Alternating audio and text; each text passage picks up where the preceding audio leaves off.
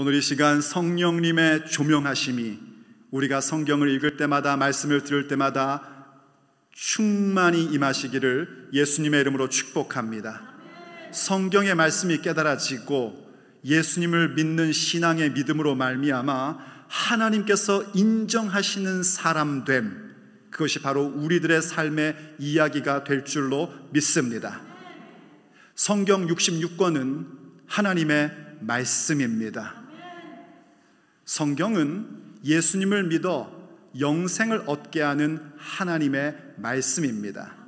이때 영생이라 함은 유일하신 참 하나님과 그가 보내신 분 곧 우리 주 예수님 그리스도를 아는 것입니다. 안다는 것은 정보의 지식을 이야기하는 것이 아니라 진리의 지식, 곧 사귐의 알을 의미합니다. 성경은 그렇게 우리들을 하나님과의, 삼위일체 하나님과의 깊고도 친밀한 교제 속으로 우리를 인도해 줍니다. 그게 하나님을 알미요, 그것이 영생입니다. 그렇게 함으로써 성경은 우리를 하나님의 사람으로 만들어주고 하나님의 사람으로 하여금 온전한 마음과 온전한 행실을 행하게끔 해주는 하나님의 구원의 말씀이 성경입니다. 그리고 이러한 진리를 믿는 자들에게 하나님께서는 성경에 나와 있는 모든 약속의 말씀이 그 사람의 인생 가운데 실현되게 해주십니다. 뿐만 아니라 성경에 나와 있는 모든 표적과 기사들을 그 사람의 발걸음마다 재현시켜 주십니다. 그래서 말씀의 사람, 성경의 사람들은 그런 주님의 은혜로 말미암아 생명력 가득한 힘찬 삶을 살아가게끔 되어 있습니다. 아무리 어둡고 시대가 힘들고 지금같이 어찌할 바를 모르는 시대 속에서도 하나님께서 주시는 그 빛을 비추는 등불이 되어 이 땅 가운데 가장 아름답고 가장 멋진 삶을 이루어가는 것이 말씀의 사람들입니다. 그게 하나님 말씀의 능력입니다. 믿는 사람들은 이 사실을 분명히 알고 있습니다. 새 생명의 사람들에게 이 진리는 상식과도 같은 내용입니다. 그런데 말입니다, 같은 그 성경을 읽고 그 성경으로 비롯된 메시지를 듣고 있음에도 불구하고 어떤 이들은 전혀 그렇지 못하고 오히려 인류 가운데 절망과 파괴를 가져오는 사람들도 있습니다. 한 청년이 전쟁의 참호 속에서도 틈만 나면 성경을 읽었답니다. 그래서 목회자가 될까 하는 생각도 가졌었답니다. 사실 그는 화가가 되고 싶은 꿈을 갖고 있었답니다. 이 청년은 훗날 세계를 어둠 가운데 집어넣고 독일을 아주 절망 가운데 집어넣었던 아돌프 히틀러입니다. 공산주의 혁명가였던 스탈린 역시 젊었을 때 신학생이었답니다. 그가 말하기를 자기는 성경을 2번을 통독했다고 얘기를 합니다. 그런데 그런 끔찍한 일을 벌린 겁니다. 그것이 근대사의 역사적 인물만의 이야기는 아닙니다. 오늘날에도 여러 이단들은 우리와 똑같은 성경을 가지고 사람들의 영혼을 파괴하며 살아가고 있습니다. 어떻게 이런 일이 일어날 수가 있을까요? 요즘 베스트셀러 작가이면서요, 작가인 유발 하라리, 그 사람은 역사학자이고 무신론자입니다. 그의 책을 읽어보니까 그가 이런 얘기를 하더군요. 모든 종교의 경전은 자신의 논리를 설명하기 위한 출처로 얼마든지 활용할 수 있다라고 그렇게 주장을 하더군요. 쉽게 얘기하면 어떤 종교의 경전이든지 자기의 신념, 자기의 철학, 자기의 말하고자 하는 바들에 대한 출처를 모든 종교의 경전에서 끌어낼 수 있다는 겁니다. 좀 더 쉽게 얘기하면 모든 종교의 경전은 귀에 걸면 귀걸이고 코에 걸면 코걸이다, 이 얘기입니다. 과연 그럴까요? 만약 성경도 그렇다면 성경은 인간이 만든 종교의 경전일 수는 있어도 하나님의 말씀일 수는 없습니다. 그가 누구든지, 그가 목사든 장로든 권사든 집사든 혹은 성경학자든 그가 누구든지 성경을 자기의 신념과 자기의 철학과 자기의 주장하는 바를 위하여 사용하는 순간 그는 성경에 목적하는 바를 놓치게끔 되어 있습니다. 그 사람은 결단코 성경 가운데 조명되고 있는 하나님의 말씀을 들을 수가 없습니다. 그분의 형상도 볼 수가 없습니다. 그러한 자에게 주의 말씀이 그러한 삶의 가운데에 함께할 리가 없습니다. 그러한 자들은 아무리 성경을 열심히 연구하고 외우고 그리고 늘 묵상하고 살아도 그 사람에게는 생명이 없습니다. 그럼 어떻게 해야 될까요? 그래서 우리에게 꼭 필요한 것, 성경을 읽을 때마다, 말씀을 들을 때마다 꼭 우리에게 필요한 것이 성령님의 조명하심입니다. 조명하심이라는 것은 이렇게 빛을 비춰주는 겁니다. 캄캄하면 아무것도 볼 수가 없습니다. 무엇이 옳은 것이고 잘못된 것인지 구별할 방법이 없습니다. 그런데 빛을 비춰주면 어느 길로 가야 될지, 이것이 옳은 것인지 그른 것인지를 알 수 있습니다. 성경을 읽을 때에도 마찬가지란 말입니다. 성령님께서 조명해 주셔야 성경에서 하나님께서 우리에게 주시고자 하는 메시지가 무엇인지, 그 말씀이 무엇인지, 그 의도가 무엇인지를 우리가 환히 볼 수 있는 것입니다. 그래서 성경을 읽다 보면 성령님의 조명하심을 따라 예수님이 누구신지를 확실하게 알게 됩니다. 우린 요한복음 5장의 예수님의 강론을 통하여 성령님의 조명하심을 따라 그 말씀을 배워왔고 이해했고 깨달아왔습니다. 바로 예수님께서 누구신지, 그분의 권위가 무엇인지, 그리고 그 이름을 믿는 자, 그분의 권위를 믿는 자들에게는 영생이 있다는 진리, 사망에서 생명으로 옮겨졌고 주님 다시 오시는 날, 곧 심판하시는 날 우리는 생명의 부활로 나아간다는 그 진리를 주님의 직접 화법으로 듣고 기록된 그 말씀을 성령님의 조명하심 가운데에 은혜의 메시지로 들어왔습니다. 그리고 예수님께서는 계속해서 바로 그 진리에 대하여, 그 사실에 대하여 확증을 주시고자 5가지의 증언을 우리에게 또 말씀해 주셨습니다. 5가지의 증언은 이와 같았습니다. 증언하시는 이, 세례 요한, 그리고 예수님께서 하시는 역사, 그분의 사역, 아버지께서 직접 하시는, 친히 하시는 증언, 그리고 성경입니다. 이 5가지의 증언은 각각 한 가지 증언, 각각 예수님께서 바로 하나님의 아들이요 그리스도시고 우리의 인생을 다스리시며 이끌어 가실 왕이시라는 사실에 대하여 충분히 증언합니다.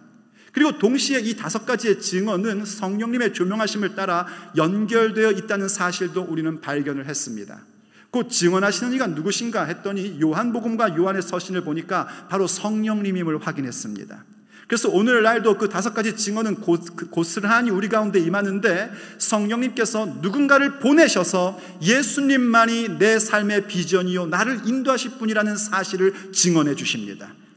그리고 그것을 받아들이는 자들에게는 성령님의 충만함에 따라서 예수님께서 예수님의 이름으로 지금도 일어나고 있는 표적과 기사를 보여주십니다. 그래서 예수님만이 내 삶의 문제를 해결하시는 분이라는 사실을 증언해 주십니다. 그럼 성령님의 내주하심을 따라 인도함을 가면 우리는 무엇을 보게 되는가? 아버지께서 직접 하시는 증언을 듣게 되는데 곧 그의 음성을 듣게 되고 그의 형상을 보게 되고 그분의 말씀이 내 안에 거주하는 놀라운 역사를 경험하며 살아갑니다. 성령님께서 그러한 일들을 이루십니다. 그때에 결코 빼놓을 수 없는 성령님의 증언하시는 방법이 성경을 통하여 주시는 것입니다. 성경을 통하여 주시는 증언이 가장 중요합니다.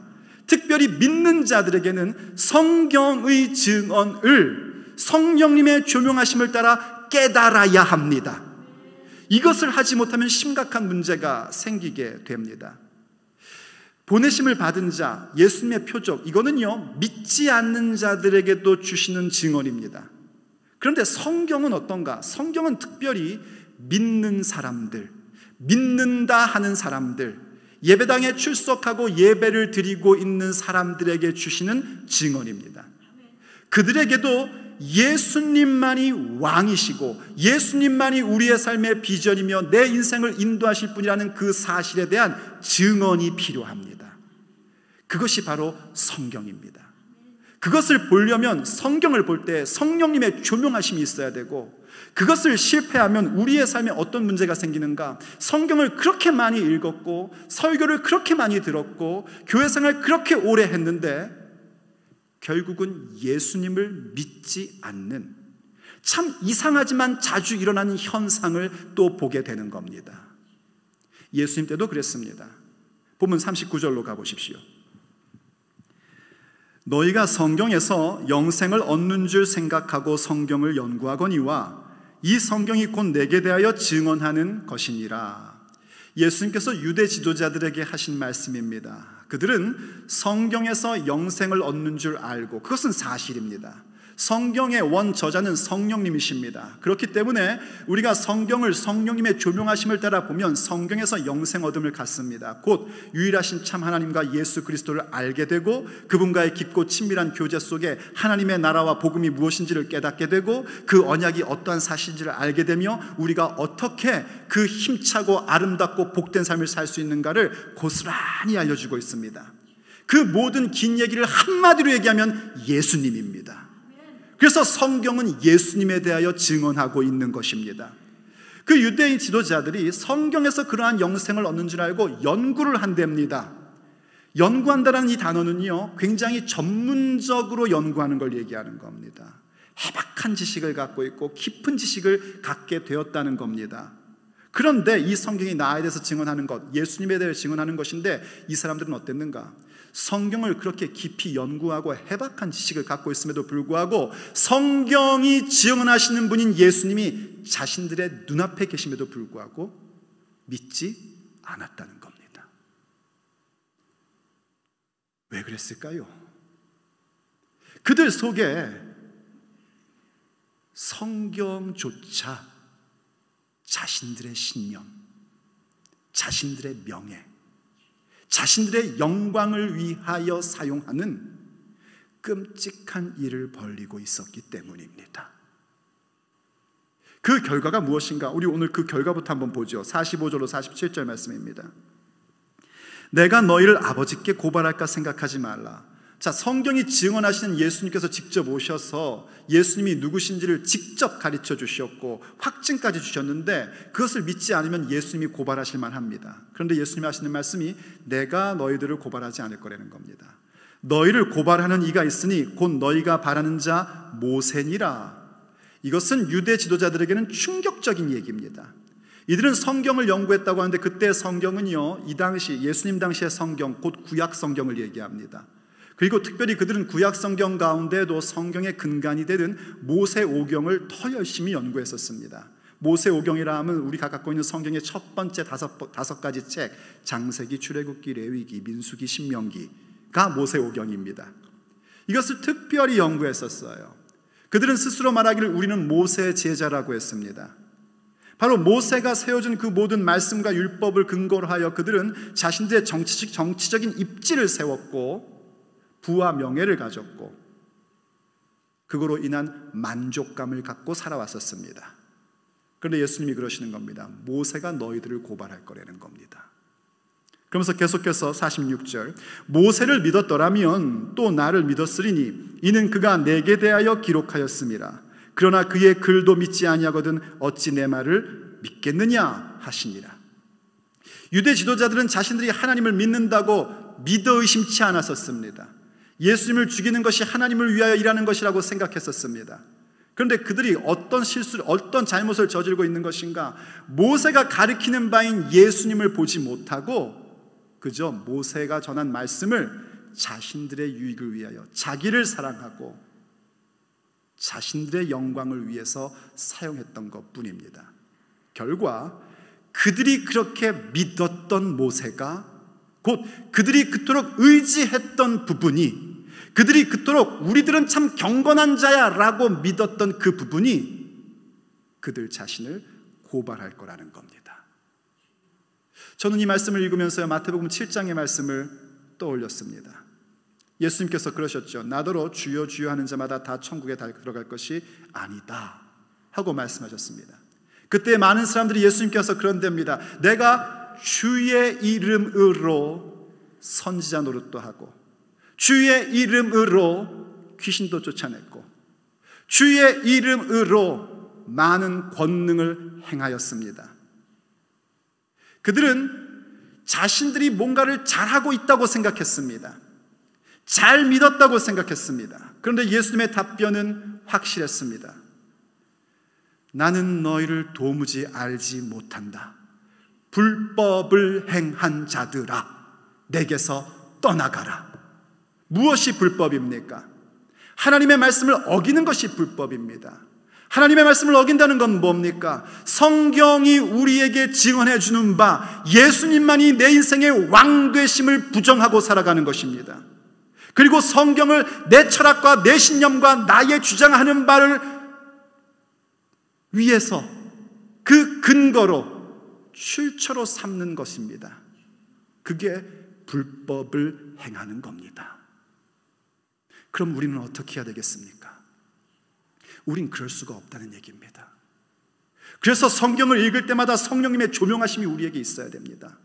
성령님의 조명하심으로 성경을 통하여 아버지께서 우리에게 말씀하시고자 하는 것이 무엇인지, 세우신 종들을 통하여 하나님께서 지금 내게 말씀하시고자 하는 것이 무엇인지를 성령님의 조명하심을 통하여 듣고 읽으셔야 됩니다. 그럴 때 우리는 성경에서 영생을 얻는 자가 될 수 있는 것입니다. 그러므로 성령님의 조명하심을 따라 성경에서 영생을 얻고자 한다면 우리는 과연 무엇을 집중하고 무엇을 생각해야지 될까요?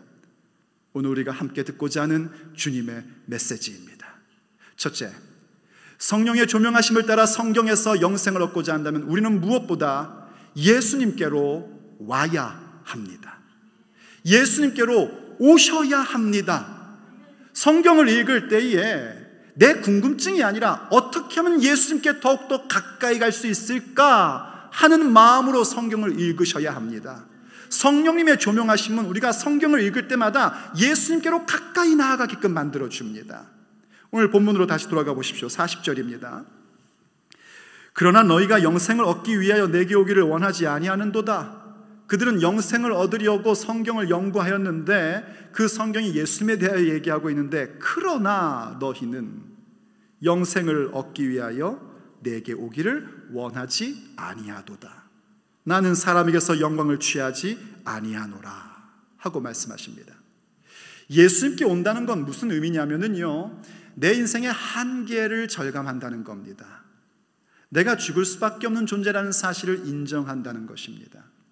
예수님께로 온다는 것은 예수님의 이름, 예수님의 권위, 예수님의 명예를 향하여 내가 그분께로 가까이 나아간다는 겁니다. 그런데 왜 우리가 예수님께로 나아가지 못하는가? 성경을 읽고 있음에도 불구하고, 말씀을 들음에도 불구하고 예수님께 나가지 못하는 이유가 있습니다. 그것은 사람의 영광을 구하며 살기 때문입니다. 예수님께서 계속해서 이렇게 말씀하셨죠. 나는 사람에게서 영광을 취하지 아니한다 라고 말씀하셨습니다. 이 말씀인 즉슨 사람으로부터의 인정받음, 그런 거 나는 필요 없다, 이런 말씀입니다. 우리 예수님은 우리가 예수님을 그리스도라 인정해 주어야 그리스도이신 분이 아닙니다. 그냥 원래 그리스도십니다. 예수님은 우리가 당신은 우리의 왕이십니다 라고 그렇게 선언해 드려야만 우리의 왕이신 분이 아니라 처음부터 우리의 왕이십니다. 그 사실은 변함없는 사실입니다. 그렇기 때문에 예수님은 우리에게 인정받음, 우리로부터의 영광이 필요 없는 분입니다. 그런데 우리는 어떤가? 우린 자꾸 사람에게서 영광을 구하며 살아갑니다. 그러다 보니 사람의 이름에 더 치중을 하게 되고 내 이름을 드러내는 데에 더 치중을 하며 살아가는 겁니다. 그래서 예수님께로 오지를 못하는 겁니다. 계시록에 보면은요, 그 마지막 부분에 가면 하나님의 나라의 그 어떤 완전한 모습을 우리에게 계시록 21장부터 보여주기 시작을 합니다. 그리고 이제 마지막 그 부분들을 마무리하면서 이 모든 말씀들이 바로 하나님께서 사자를 보내셔서, 예수님께서 사자를 보내셔서 하신 말씀이다 라는 것을 다시 한번 확인시켜 주시며 주님 다시 오실 것을 약속해 주십니다. 그러면서 성령님과 주님의 신부된 교회가 이렇게 선언하는 것을 기록해 주고 있습니다. 요한계시록 22장 17절로 가보십시오. 성령님과 신부가 말씀하기를, 성령님과 신부, 이 신부라는 것은 계시록 21장에 나오는 새 예루살렘의 모습을 얘기하는 것인데, 그 새 예루살렘은 완성된 교회, 영원한 교회를 의미하는 겁니다. 그게 바로 예수님의 몸된 교회, 예수님의 신부된 교회를 의미하는 거예요. 바로 성령님과 교회가 말하기를 하는 것은 교회인 우리가 선포해야 할 내용들이라는 겁니다. 뭐라고 하는지 보시죠. 오라 하시는도다. 듣는 자도 오라 할 것이요 목마른 자도 올 것이요 또 원하는 자는 값없이 생명수를 받으라 하시더라. 우리가 외치는 게 그겁니다. 오라 하는 겁니다. 예수님께서도 수고하고 무거운 짐진 자들아 내게로 오라 하셨습니다. 그런데 우리는 자꾸 다른 데서 영혼의 갈증을 채우려고 합니다. 남들이 나 알아주면 뭔가 조금 괜찮은 것 같고, 남들이 내 이름 알아주면 뭔가 좀 더 갈증이 해소되는 것 같고, 그러한 생각을 갖습니다. 그러나 거기에서는 우리의 영혼의 갈증을 채울 수가 없습니다. 오직 예수님께 오셔야 그 영혼의 목마름이 채워질 수 있습니다. 생수의 강물을 주시는 예수님께 오십시오. 그때만 비로소 우리는 우리의 모든 영혼의 갈증을 해결하고 인생의 문제를 해결할 수 있게 되는 것입니다. 그것이 성경이 우리에게 증언해주고 있는 바란 말입니다. 성령님의 조명하심 가운데 성경을 보고 말씀을 들으면 점점 더 그렇게 다른 곳에서는 나의 갈증을 해소할 수 없고, 다른 곳에서는 내 문제 해결할 수 없고, 오직 예수님, 그분께 와야만 모든 문제가 해결되며 내 영혼의 갈증이 해결되다는 사실을 확실하게 알게 되는 것입니다. 그러므로 주님께 오십시오. 지금도 예수님 영접하지 아니하고 다른 곳에서 여러분의 삶의 갈증을 해소하려고 한다면 여러분의 인생을 낭비하고 있는 것입니다. 결코 그들이 여러분의 갈증을 해소시켜주지 않습니다. 오직 예수님뿐입니다. 그분만이 생명의 물을 우리에게 주시는 분이십니다. 그러므로 주께로 오십시오. 성경은 우리를 예수님께로 더 나아가게끔 해줍니다. 그럴 때 우리의 가슴 속에 한 가지 발견하는 것이 있습니다. 그것은 바로 하나님을 사랑함이 우리의 심령 속에 있음을 발견하게 됩니다. 그러므로 두 번째, 성령님의 조명하심을 따라 성경에서 영생을 얻는 자들은 하나님을 사랑함, 그것이 우리의 심령 속에, 우리의 마음 속에, 우리의 전 삶 속에 있어야 합니다. 예수님께 가까이 가면 가까이 갈수록 우리가 알게 되는 게 그겁니다. 하나님은 사랑할 수밖에 없는 분이라는 사실을 알게 됩니다. 오늘 본문에서 예수님께서요 계속해서 이렇게 말씀을 하십니다. 나는 사람에게 영광을 취하지 아니한다. 난 사람에게 인정받는 거 필요 없고, 너희들이 인정해줘야만 하나님의 아들 그리스도, 내가 하나님의 왕권을 받은 자 그런 거 아니다. 난 필요 없다 하시면서 하시는 말씀이 42절, 다만 하나님을 사랑하는 것이 너희 속에 없음을 알았노라. 그 유대 지도자들, 그토록 평생 성경을 연구하는 그들 속에 하나님 사랑함이 없음을 주님이 보셨다는 겁니다. 그러면서 계속 43절에서 이렇게 말씀하세요. 나는 내 아버지의 이름으로 왔음에 너희가 영접하지 아니하나 만일 다른 사람이 자기 이름으로 오면 영접하리라. 이들 속에 하나님 사랑함이 없으면 무엇이 있었을까요? 당연히 자기를 사랑함만으로 가득했던 겁니다. 누가복음 보면 유대 지도자인 바리새인들은 돈을 좋아했답니다. 돈 사랑함이 가득한 겁니다. 그들 속에 자기 사랑함과 돈 사랑함이 가득하니 자기들의 지위를 사랑하고, 자기들의 명예를 사랑하고, 자기들의 권위를 더 사랑합니다. 그러니 하나님의 사랑이, 하나님을 사랑함이 그들 가운데 없는 건 당연하죠. 그렇기 때문에 아버지의 이름으로 오시는 예수님, 아버지의 권위, 그 이름으로 왔다는 것은 그 권위로 왔다는 겁니다. 그 명예를 위하여 왔다는 겁니다. 아버지의 이름, 아버지의 권위로 오신 예수님을 거절합니다. 그리고 누군가가 자기의 이름, 자기의 권위로 올 때는 그들을 영접합니다. 왠지 아십니까? 그 자기의 권위로 오는 자들이 자기들이 원하는 바를 충족시켜주기 때문입니다. 내가 원하는 돈을 충족시켜주고, 내가 원하는 인정받음을 충족시켜주고, 내가 원하는 권위를 충족시켜주고, 내가 원하는 만족감을 충족시켜주니 자기의 이름 가지고 오는 자들은 기꺼이 받아들입니다.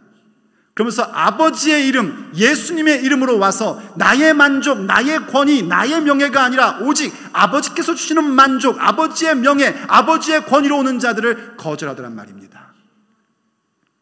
그러니 어찌 성경을 깨달을 수 있겠습니까? 성경은 철저하게 아버지의 이름, 예수님의 이름, 예수님의 명예, 예수님의 권위, 그것만을 선포하고 있는데 어찌 성경 가운데에 그것을 볼 수 있겠습니까? 그래서 우리에게 필요한 것이 무엇인가? 하나님을 사랑함이 필요한 것입니다. 하나님을 사랑함으로 우리를 인도해 주십니다. 성령님께서 성경을 읽을 때 조명해 주시면 성경을 읽으면 읽을수록 하나님을 더욱 더 사랑하게 됩니다. 체험해 보신 분은 아멘 해 보십시오. 아멘이 적다는 것은, 아멘 소리가 적은 건 제 마음이 섬뜩합니다. 성경을 성령님의 조명하심 가운데 읽으면 읽을수록 하나님을 더욱더 사랑하게 됩니다. 하나님 사랑하는 게 뭐겠습니까? 하나님 예배하는 겁니다. 하나님을 찾는 겁니다.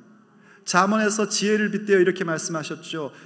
나를 사랑하는 자가 나의 사랑을 입으며 나를 간절히 찾는 자들이 나를 찾을 것이다.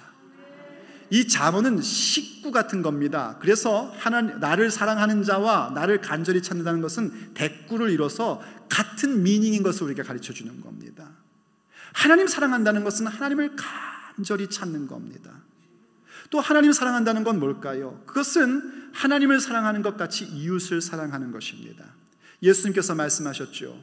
하나님을 사랑하고 내 이웃을 사랑하라. 이것이 모든 율법과 선지자의 강령이니라. 강령이라는 것은 요약되는 큰 줄거리를 강령이라고 얘기합니다. 구약 성경, 율법과 선지서, 그 모든 말씀의 큰 줄거리의 요약이 뭔가? 하나님 사랑하고 이웃 사랑하라는 겁니다. 예수님께서는 요한복음에서 3계명을 주셨죠. 너희는 서로 사랑하라. 하나님을 사랑하면 그 계명을 지키는 자가 되는 겁니다. 한번 요한복음 14장 21절을 가보십시오. 나의 계명을 지키는 자라야 나를 사랑하는 자니 나를 사랑하는 자는 내 아버지께 사랑을 받을 것이요 나도 그를 사랑하여 그에게 나를 나타내리라. 할렐루야. 엄밀히 얘기하면 이 말씀을 듣는 그 자체가 이미 하나님의 사랑을 받은 것입니다. 그런데 내가 하나님께 사랑받는 자인 것이 더욱더 확인되려면 뭘 해야 되는가? 주님의 계명을 지키는 자 되는 겁니다. 그게 바로 주님을 사랑하는 것이고, 그럴 때에 하나님의 사랑이 내 가운데 있는 것을 더욱더 확인하며 살게 되고, 그 사랑받음을 확인하면 우리의 삶은 힘찬 삶이 될 수밖에 없는 겁니다. 그런데 왜 우리가 서로 사랑 못하죠? 그 이유는요, 우선은 사랑의 성경적 의미를 모르기 때문에 서로 사랑 못하는 겁니다. 우리는 사랑 그러면 제일 먼저 생각나는 게 뭐죠? 그녀를 보는 순간 나의 가슴이 뛰는 겁니다. 인생을 사신 분들은요, 그래서 젊은이들의 사랑을 별로 그렇게 신뢰하지를 않습니다. 이거죠. 나도 해봤다. 이거 아니겠습니까?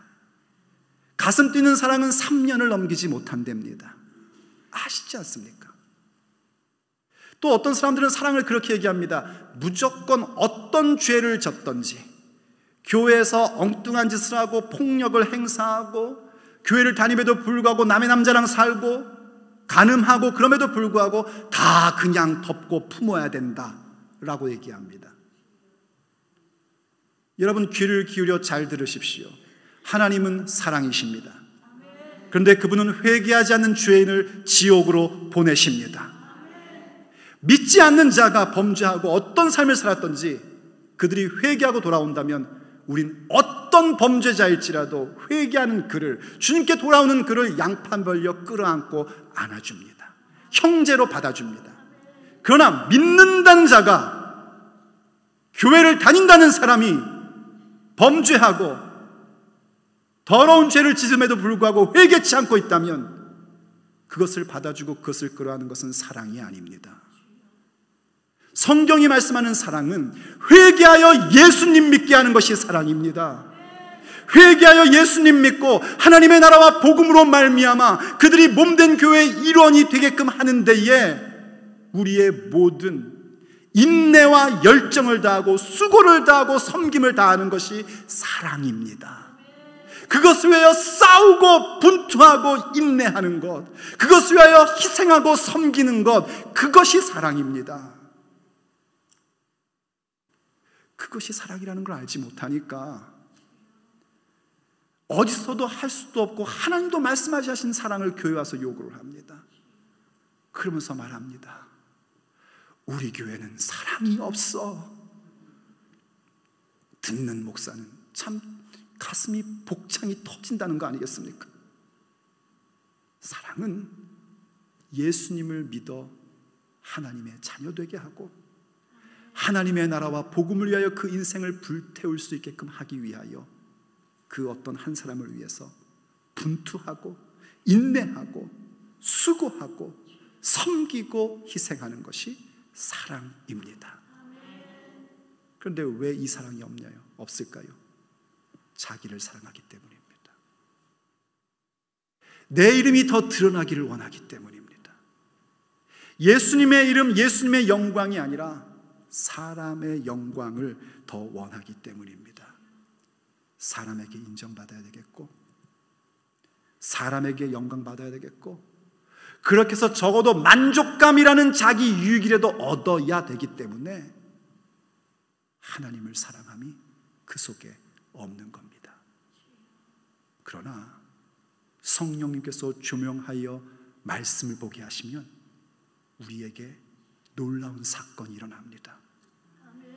내 만족, 내 사랑, 자기 사랑, 내 영광, 이 모든 것들을 청산해버리고 오직 하나님을 사랑함을 추구하며 하나님께로부터만 오는 영광을 추구하는 기적의 사건이 일어나는 것입니다.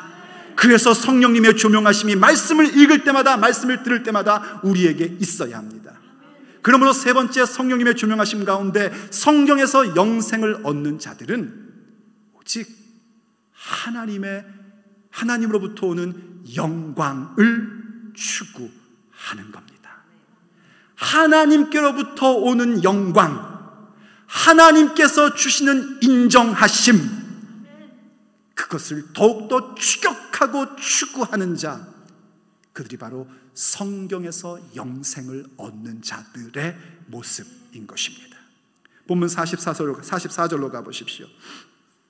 너희가 서로 영광을 취하고 유일하신 하나님께로부터 오는 영광은 구하지 아니하니 어찌 나를 믿을 수 있느냐. 너희가 서로 영광을 취한대요. 이 모습을 제가 준비하다가 갑자기 여러 지나간 과거의 그림들이 막 머릿속에 떠올려서 저 혼자 피식 웃었습니다. 이런 거죠. 서로 어이구 잘하시네요. 어이구 당신도 잘하시네요. 어이구 당신 최고네요. 아이고 당신도 최고네요. 그림이 그려지십니까 여러분? 자기들끼리 서로 잘났다고 하는 겁니다. 그리고 상대방을 칭찬해 줄 때 그 사람을 정말 진심으로 칭찬해 주는 게 아니라 내가 너를 이렇게 칭찬하면 그렇죠. 가는 게 있으면 오는 게 있어야지. 너도 나를 그렇게 칭찬해라. 그리고 서로를 영광스럽게 하고 있습니다. 그러다 보니 하나님께로부터 오는 영광을 구하지 않습니다. 사람들끼리 서로 인정해 주는 거에 취해버려서 하나님께서 인정해 주시는 것에 대하여 관심이 없어져 버립니다. 그래서 교회에서 봉사를 해도 꼭 목사님이 한번 언급을 해줘야지 되고, 교회에서 뭘 섬기면은 반드시 뭐 그런 걸 주면 나쁘다 이런 얘기가 아니고요, 반드시 감사패도 하나 받아야 만족감이 생기고, 여러분 그 감사패 여러분 천국 갈 때 못 가지고 가십니다. 제가 예언 하나 할게요. 여러분 천국 간 다음에 그 모든 감사패는 다 쓰레기가 될 겁니다. 아무것도 아닙니다. 사람이 인정해 주는 거요, 몇 년 지나면 다 사라지는 겁니다. 사람들은요 그렇게 오래 기억 안 해줍니다. 오직 하나님께서 주시는 인정하심만이 영원합니다. 믿으시면 크게 아멘 하십시오. 그래서 우리가 서로 영광을 취하고 서로 칭찬해 주는 것, 아니 이 얘기가 우리가 예수님 안에서 서로 격려하고 서로를 세워주는 이런 거 하지 말란 얘기가 아닙니다. 무슨 얘기냐면 예수님께서 말씀하신 것처럼 요한복음 12장 43절, 그들은 사람의 영광을 하나님의 영광보다 더 사랑하였더라. 이렇게 돼서는 안 된단 말입니다. 주님께서 우리를 몸된 교회로 세우시고 형제자매로 만드셔서 힘들고 어려울 때 서로 격려하고 서로 기도해주고 서로 세워주고, 이러한 모습은 아름다운 교회의 모습입니다. 그런데 그때 우리가 정신을 바짝 차려야 되는 게 뭐냐면, 거기에 취해서 그거 없이는 신앙생활 못하겠다 이래버리면 안 된단 말입니다. 형제들의 격려와 형제들의 세워줌을 받을 때 우린 어디로 초점을 맞춰야 되는 거 하니?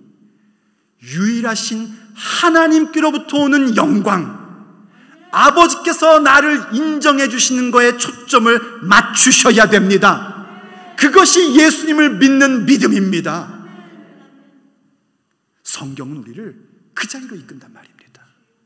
성령님께서 조명하여 주셔서 성경을 읽게 하고 말씀을 듣게 하시면, 그 말씀을 들을 때마다 얼마나 사람의 영광, 사람이 칭찬해주고 사람이 알아주는 것이 헛된 것인지를 깨닫게 해주시고, 오직 위로부터 내리는 영광, 아버지께서 인정해 주시는 것, 얘야 내가 너를 안다 하시는 그 음성을 듣게끔 해주십니다.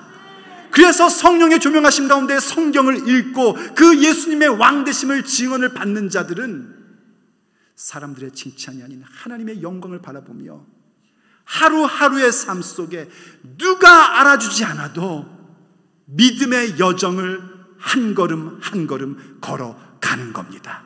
그들이 바로 새 생명의 사람들입니다. 사랑하는 성도 여러분, 하나님께서는 우리에게 성경을 주심으로써 예수님이 누구신지를 지금도 증언하고 계십니다. 그러므로 우리는 성경을 통하여 예수님께 와야 하고, 성경을 볼 때마다 하나님을 사랑함이 우리의 가슴 속에, 우리의 전 삶에 있어야 합니다. 그리고 오직 하나님께로부터만 오는 그 영광, 우리 아버지께서 인정해 주시는 영원한 인정됨, 그것을 사모하고 추구할 수 있어야 됩니다. 그럴 때에 우리의 삶에는 놀라운 일이 일어날 것입니다. 주께서 말씀 가운데 약속하셨던 그 모든 말씀들이 우리의 육체의 날들 가운데에 실현되는 것을 보게 될 것입니다. 주님께서 성경 가운데 이루셨던 모든 표적과 기사가 나의 삶의 현장 위기의 때마다 재현되는 것을 보게 될 것입니다. 그것이 바로 새 생명의 이야기입니다.